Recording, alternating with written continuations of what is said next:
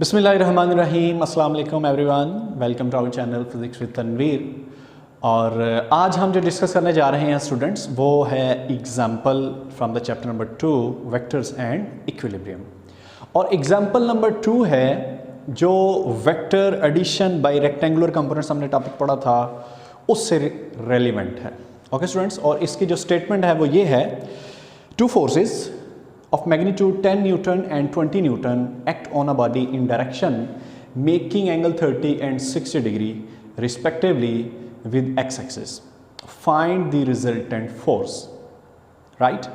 तो given data जो है वो है magnitude of first force F1, let's suppose which is F1 10 Newton. Second force magnitude F2 20 Newton and the angle of the first force theta 1 with the positive x-axis is 30 degree and with the second force angle with the positive x-axis is 60 degree. Right? अब हम find करने जा रहे हैं resultant force of these two forces. Okay, तो ये दो forces हैं हमने यहाँ पे ड्रा की हैं और इसके रिजल्टेंट हम ड्रा कर सकते हैं, उसकी ऐसा ज़रूरत नहीं है। तो रिजल्टेंट फोर्स में दो चीज़ें आएंगी, we must find out its magnitude as well its direction. यानी हमने ये दो चीज़ें जो हैं वो मालूम करनी है। And we know that the formula of the magnitude is this, x component square plus y component square whole under root of the resultant force, and for the direction theta is tan inverse fy over fx। ये दोनों फार्मूले हम use करेंगे। अगर आप गौर करें तो हमें यहाँ पर रिजल्टेंट फोर्स का x कंपोनेंट और y कंपोनेंट चाहिए। रिजल्टेंट फोर्स के ये दोनों कंपोनेंट्स डायरेक्शन में भी यूज़ होंगे, तो इसका मतलब हमें ये दो कंपोनेंट्स जो हैं वो पहले मालूम करने हैं। राइट?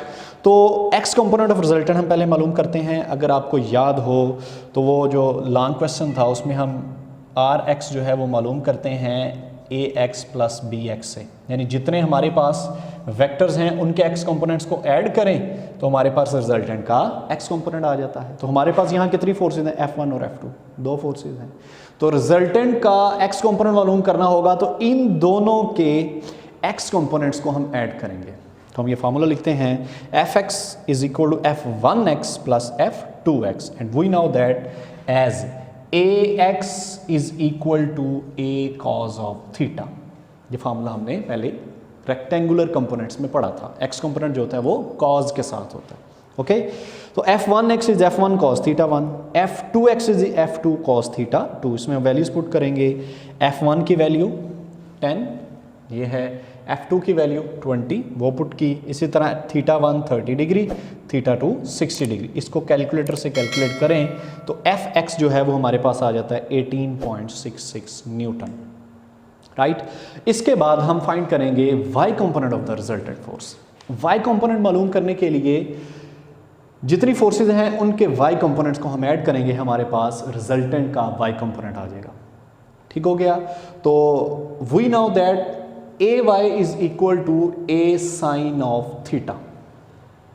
जो y कंपोनेंट होता है वो साइन के साथ आता है। तो यहां पर f1y f1 sine theta 1, f2y f2 sine theta 2। तो हमारे पास यहाँ f1 थीटा 1 f2 थीटा 2 की वैल्यूज़ गिवन है, वो हम यहाँ पुट करेंगे, कैलकुलेटर से इसको सॉल्व करेंगे तो हमारे पास ये रिजल्टेंट का y कंपोनेंट आ जाएगा।